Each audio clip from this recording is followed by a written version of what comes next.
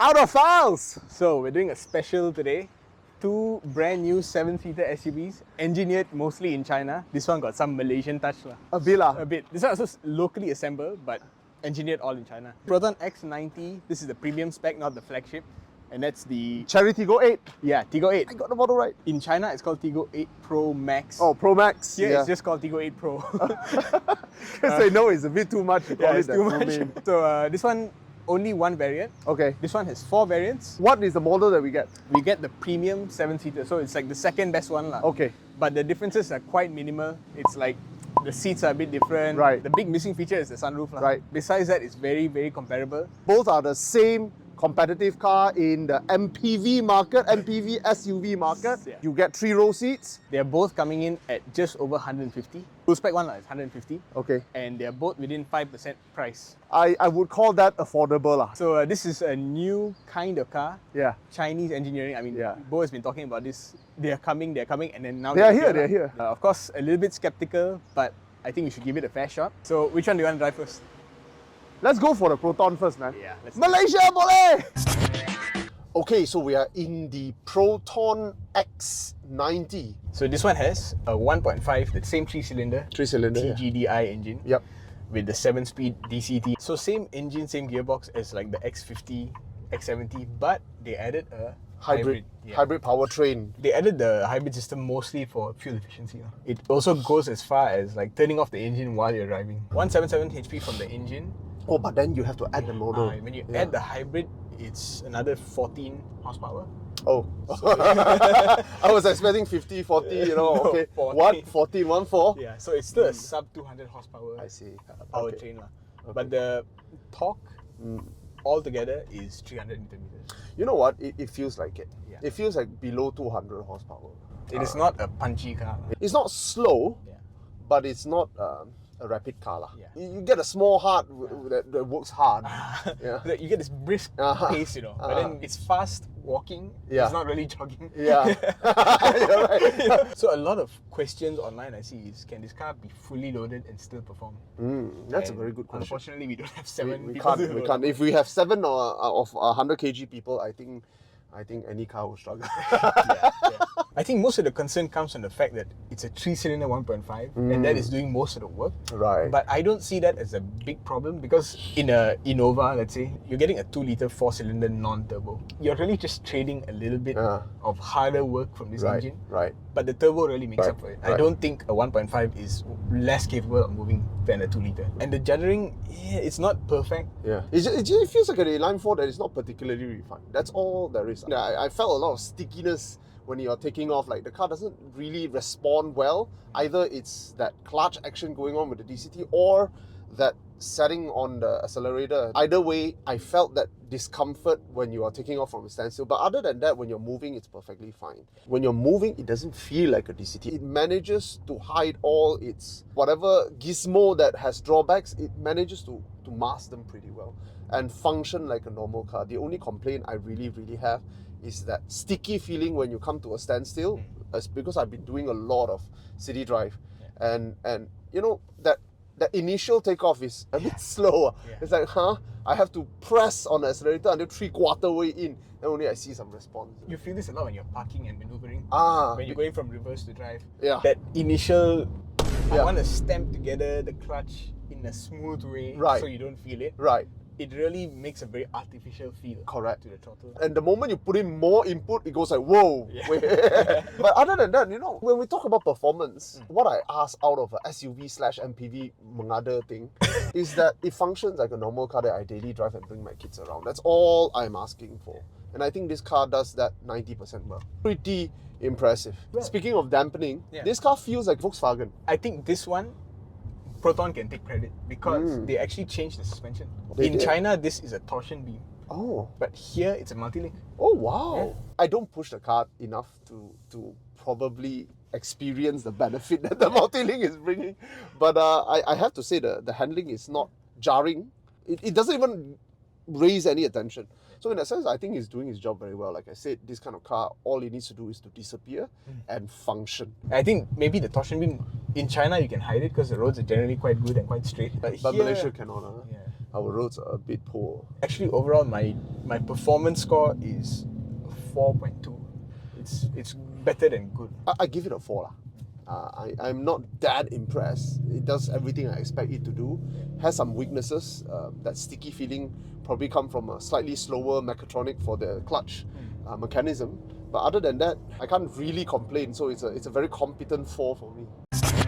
Chery Tiggo 8 Pro. We are taking it for a drive. Performance. Tell me, Mr. Fax Boy, what are the numbers we are looking at? So this thing has 260 horsepower. Oh, gila, wey. And it has 390 Newton meters of torque. Oh, yo. Yeah, from a 2-litre 4-cylinder turbocharged. That's a lot. So 7-speed DCT, 260 horsepower, 390 Newton meter of torque. Yeah. On paper, it wins already lah. Yeah. No need to ask so many questions. Just take my money. Now, there is a catch lah. The catch is, it makes me feel like Chery just got their hands on too much power and not enough experience behind how to use this power. Yeah. To be honest, this car doesn't need this power. Why do you need 390 Newton meter of torque? By putting that kind of engine into this kind of weight, you're getting a sports SUV. Yeah. This is 80% Macan entry level kind of territory, isn't it? But to give this kind of power, you need to put it to the ground. And that's where this Chery loses out to the Proton. The Proton doesn't have enough power. But it's tuned in a more normal, progressive, daily drivable way. It used it very well. Here you have too much power and it wasn't used well. Yeah. One of the biggest problems that we encounter when driving this car is coming off from a standstill. There is no way, I mean, eco! There is no way to drive it smoothly. There is always a kick. It's either very big kick or a light kick. It's especially bad when you're parking or when you're moving in city. You used one comparison just now. You're talking about how comparing to 10-year-old DCT, they are not perfect, they jerk a bit. This has that, but I think this also comes with another problem, is that it comes with very poor tuning. It gives you way too much torque up front. That's why the DCT just kicks. I'm in eco mode and the car still kicks. Yeah. That X90 has a problem of being sticky.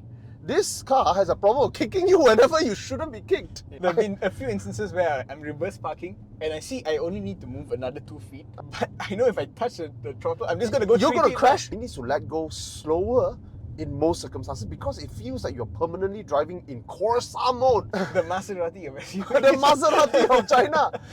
Now, don't get me wrong, the car is very impressive. The kind of power you're getting, gila weh. Sure, it doesn't have that kind of sophistication to utilize all that 260 horses. But man, this kind of power in this kind of interior, man, it should have been a success. Well, these are mistakes that we see in Alfa Romeo. This is Maserati. Yeah. It's like they don't have the finesse to solve it. Yeah. So they just say, you know what, it's not a problem.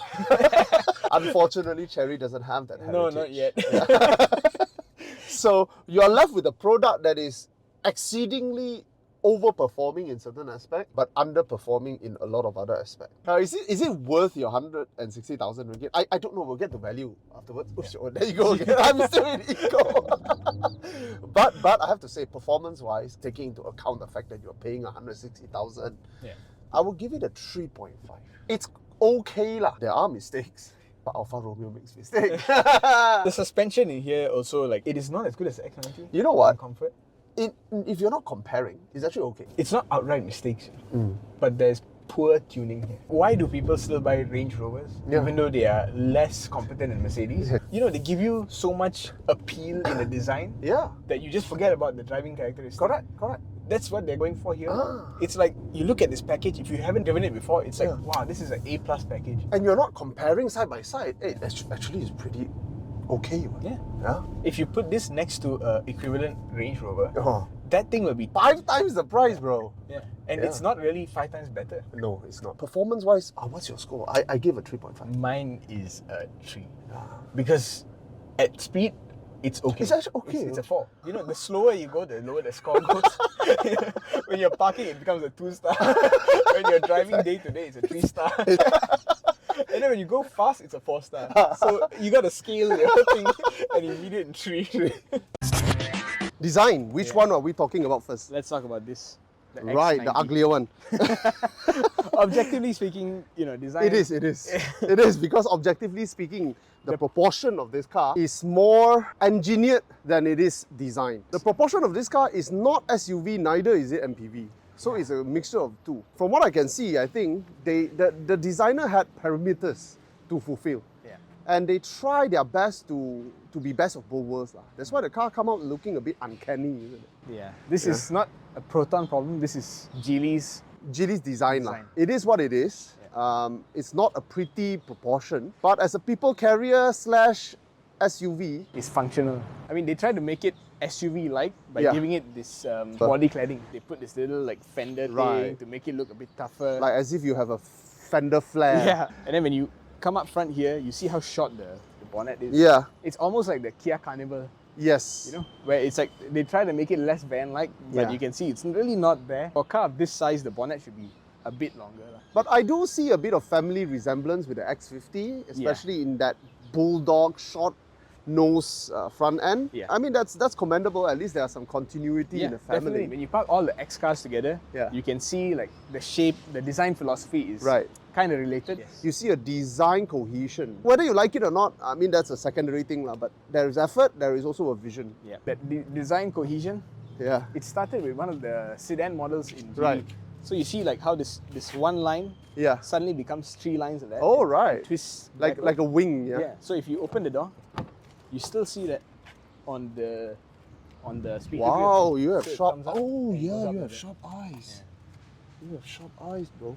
So you can see Geely is trying to tell a story about There the is design. a story to be told now. There is cohesion, and there is cohesion to the lines as well. You see, the flares at the back actually joins up with this shoulder line. Yeah. But I never liked the back of the X90. Yeah, it's Yeah. really, really flat. It tells me that they have a perimeter, Yeah. which is I need headroom Yes. and I need luggage room. Yeah. It's a mature design line. It's It's- just not the prettiest in Not the X prettiest look. family. Yeah. The rims. 19-inch. Hey, this is okay, you know. And the dual tone is nicely done. So coming back here to the front, you can see that the prettier face is the Chery lah. Oh yeah. This is called the Galaxy Grill, I think. This is a grill that you shouldn't scrutinize up close. From afar, From far, it's hey, like, not whoa. bad, bro. When you get close, alamak. Yeah. Looks like some Bandai product, bro. This thing illuminates at night. It's a bit tacky also lah. It is very tacky, bro. But you can see where their heart is. Yeah. They're trying to like Give you as much as they can. Yeah. They put like this interior trim finish on the Oh grill. yeah. Oh, you didn't realize that. I thought This it is the kind of thing you see on the inside, on the dashboard. Yeah. The face is okay. It's good looking. Just don't scrutinize too near, lah. Yeah, just like the Omoda 5. Yeah. It looks really stunning from Yeah. far away, but the moment you come here, it's like The execution is a bit wanting. very kind of Land Rover look to the Yeah. daytime running light. The front face is very handsome. The proportion is perfect. It's good. Yeah. The car is very proportionate. If you look from the side, it looks like an SUV. Yeah, rims similar to that 19-inch dual tone. A little bit of chrome here and here. Not necessary, I think. The thing that was really strange about this is Chery only brought 2 colors for this car. Oh. Black or white. Oh, but right. in China, they got some really gorgeous colors. Oh, is it? There's one dark green. On the X90, you have a bit of chrome. Here, it's just plain. But you don't really see it because the chrome is down there. Then when you come around the back here, the Chery kind of wins over the X90. Yeah, I mean, it's a objectively. very handsome face. Yeah. In fact, more handsome than the EQC. Do a lot Oh, of yeah, fancy stuff. nice. Usually the lights. Oh, look at that. nice. Yeah. Oh, it's so tacky, isn't it? Then you got quad exhaust, man. Real Yeah. exhaust. Both sides real, man. The only thing that I didn't really like It's a about karangan in the back, lah. Tiggo 390T 8 Tiggo 8 Pro. Chery and then Chery. Share. It's a handsome face, and the quad exhaust is It's deserved, lah. it's deserved lah, because I mean the power of my One goodness. exhaust for every 100 Newton meters. So now let's check out the interior. of Interior. the Let's check out X90. the Proton. Oh, it's so low. Wow. The entry is very high. Yeah, all the way Yeah, up here. it's very high. You get a huge storage space. You get tools for a spare tire, and the spare tire is under here. Yep. And you can collapse this thing. Both sides have a USB, and you have air vents on top, and you can collapse both seat mechanisms from here. Wow. So that side also can do. Oh, On the okay. Tiggo, it's a little bit different. Okay. So these pull up nicely, and then it goes up. Droid. This thing is really good because you see when it collapses, Yeah. it tilts forward. You can also adjust the recline like this without tilting the seat. Oh, okay. So you can push it forward like that to wow. flatten it. The back also flattens, so you get a lot of luggage. It's not bad. Yeah. And then if you want to access the back, you pull the top one. Oh, It and then tilts forward, okay. like a van. It slides forward. Like Okay. Not not bad bad, lah. not bad. This is better than a lot of 3-row SUVs. Yes. And then you go in the back. Pretty easy to step inside. I didn't hit my head at all. You have to avoid the railings here. Yeah. And then you pull this back. Hey. Quite easy to Yeah. operate. Huh? I was most impressed with that tilt forward because it makes the ingress So much easier, right? the best I've seen in this kind of cars. One finger. Okay. Okay, then like that.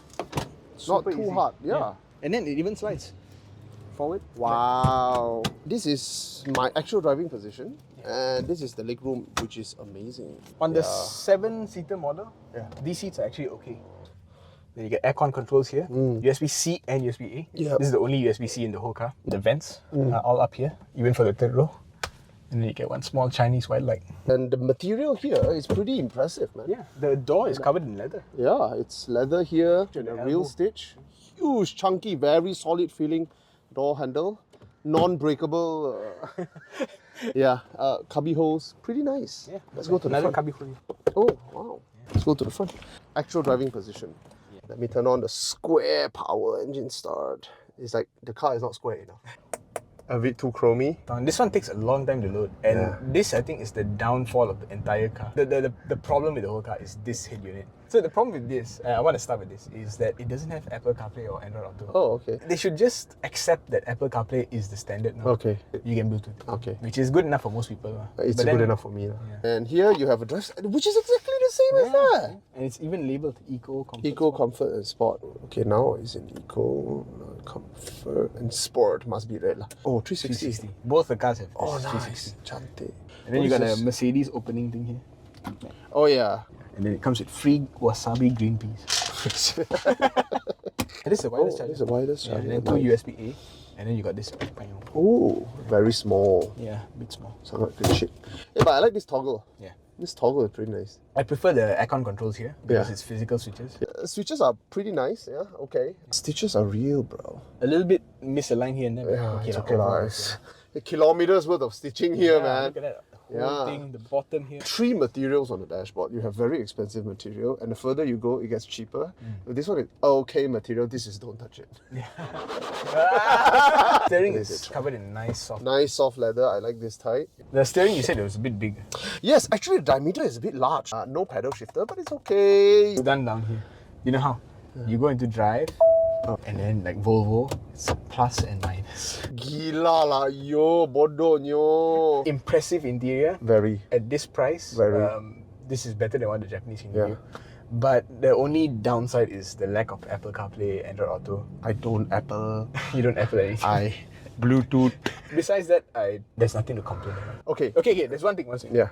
The seats. A lot of people noted that the seats feel very small. I am one fat and I don't see it as a problem. When I was a passenger in this car, the 6-seater version, these seats are exactly in the back. At the back it feels small. It feels damn small. It feels like, you see the butt groove, kind of like Outside your butt. Yeah, it doesn't really fit, you know. It feels like this is a C segment seat in a D segment car. Possible. Yeah. Actually, it's very possible. If there was other things to complain about, I wouldn't even bring this up. 90% of Malaysians are shorter and thinner than both of us. Basically, this product performed so well in its price category that any complaint becomes like the biggest. Because complaint. you have a problem, not the car has a problem. This is pretty darn good. Design-wise, exterior, I give it a 3 lah. Yeah, exterior 3 trim. lah, 3 lah. I mean, it's not a pretty boy, we all know that. Interior-wise, the effort is amazing. Ergonomics going to the back seats. No mistake. There's just one problem. It's that car over there. That's the problem. Without comparing with that car, I would have given this 4. But because I compare with that car, I have to give this 3.6. Very Germanic. Very bland. Yeah, bland. Square for no reason. Yeah. No reason for a square. Let's just go with a square. That is Bentley. Bentley. So should we go check out the Bentley? Especially when it's not moving. This one, the button is a bit higher up. High up. Okay. Same power boot, not as high. Yeah. The only thing I can't figure out is what is this piece for? It's okay. They are giving you more things. I think it's to close this gap Yeah. so things don't fall in. Yeah. It doesn't really... But if it closes the gap, then it should. Yeah, that I Something think like is the that. right way. Yeah. Okay, doesn't matter. Yeah. You have an extra carpet. You get extra also tonneau cover. Oh, nice. Yeah, which is really good because Nice. you still get big storage at the bottom. You still get a spare tire. You're right. This tonneau cover can fit in 2 different slots. Right. So if you want to recline the seat, you can push it back a bit. You got aircon here, and this one has aircon control. Get Oh a my fan goodness. blower speed here. You get a light up here. The other one doesn't have a light. Oh, yeah. Yeah, the other one, the light is back here. It's okay lah. It's not big. You still get cup holders at the back, there's a bit of storage. Mm. But what this one doesn't give you is there's no USB charging port Oh, at the back. yes. You get a little like 12-volt socket here, Which you can. which you can use to route like some cables. Okay.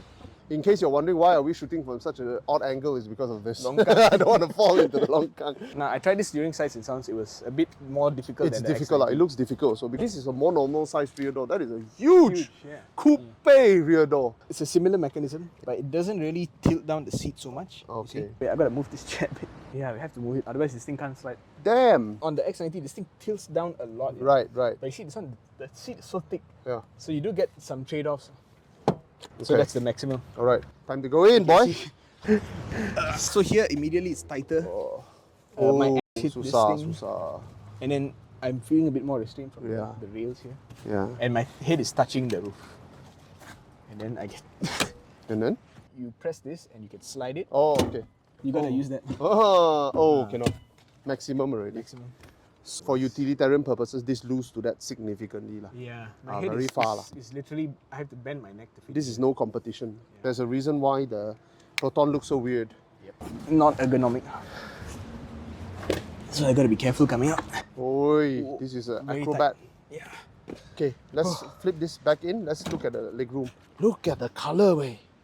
Shantik, wait. Okay, getting in here is pretty nice actually. Legroom is amazing. Material. Wow. Ambient lighting. up here. Oh, yeah, I see it. Oh, nice. Actually, this is a very comfortable place, I have to say. Yeah, the seats, oh man, supple. Actually, I have to say, really, man, the padding. Look at this. Bentley. Oh yeah, nice. A bit raised. Yeah, very high, yeah. Yeah, a bit high. And then you get 2 cubby holes down here. Yeah, You also get USB-C here. nice. And a USB-A. Aircon vents are here. Yeah. And on the back it's on the side. Yes. Whereas in the Proton, everything's on top. On Like, top, like an okay. MPV. Okay. This is more SUV-like Right. the layout. Shuffle controls. Yeah. You Yeah, get- man. You got a can Mickey adjust Mouse this thing. here. It has that like 1 millimeter of like soft Yeah, travel. yeah. Padding is amazing, bro. Oh my goodness. Huge screen. Hey, check that out. Bentley. My goodness, look at this. Oh. It's a little bit derivative of last gen Mercedes. You It get the is, same it open is. pore. And the display. same problem as well, this. Yeah, the big The center big tunnel. center, which is For not what? needed here. Yeah. And then you got storage underneath here. Yes, there is Actually, a the storage. X90 also has storage, Oh. which you can actually reach. Oh, this one you can't. like, You have to navigate into navigate. it. Yeah. This thing is huge.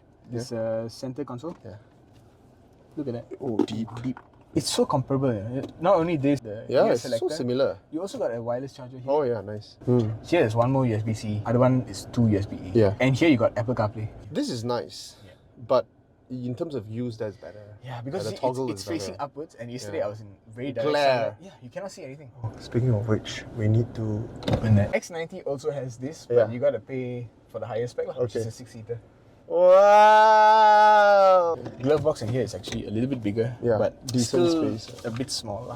Very Mercedes-like also in this digital interface. Yeah, I don't like all this this piano black trim pieces, but if it's leather, it would have been perfect. I think being in here, it's like a taste of premium. This is what premium cars tend to give you. This is not 250,000 you can get. This is higher. This is 350,000. Yeah. Feel in terms of that material, you know, and the kill count. Kill count. When you get the 6 one and they do a strike through. But it feels really expensive, especially when the car's not moving. Yeah. And they didn't even have to do like a black headline. No. Overall, this is one of the best cabins for this price. Yeah, it is, absolutely. The color matching is perfectly done.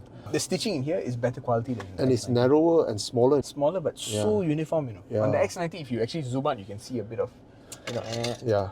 here is completely perfect stitching. Gorgeous. And then Mercedes-Benz 100% copy of Oh this yeah. thing. A lot of intricate Yeah. curves. Yeah, it's Very gorgeous lah. Interior score this is a 5, bro. Ah man, yeah. The only complaint I have, only complaint is the third row seat is not. Yes. Ergonomically speaking, this loose lah. Yeah. Is a different class. If they put it in as a 5-seater, then great, 5-star. Yeah. But because they're selling it as a 7-seater, it's more like a 4.6. But in terms of comfort of the seats, You cannot stress, man. Even modern Mercedes don't feel this good in their seats. Huh? especially when to sleep, they can put the headrest out, then they don't wobble so much. Exterior design, what's your score? This one is a 4.2. Okay. Because there is a bit of tacky stuff here and there. For me, it's a 3.9.